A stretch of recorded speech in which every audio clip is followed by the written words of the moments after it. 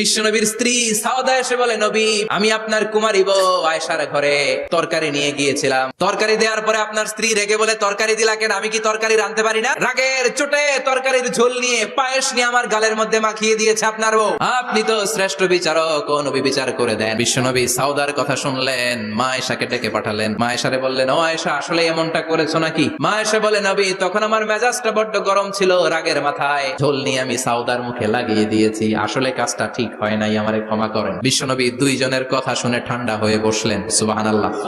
দুইজনের কথা শুনে বিশ্বনবী বললেন, আমার আদালতের রায় হচ্ছে কিসাস। সাউদাকে যেমনি তুমি পায়েস মাখিয়ে দিয়েছো, সাউদাও পায়েসের বাটি থেকে কিছু পায়েস নিয়ে আয়েশার গালে মাখো। সুবহানাল্লাহ পড়েন। দাও দাও। বিশ্বনবীর রায় অনুযায়ী বাটি থেকে পায়েসের ঝোল নিয়ে মা আয়েশার গালের মধ্যে মেখে দিলেন। মা আয়েশা কি আর করবেন, হেসে দিলেন। সাইয়েদাতুনা সাউদাও হাসলেন, বিশ্বনবীও হাসলেন। আরশের উপর থেকে খুশি হয়ে গেল কে?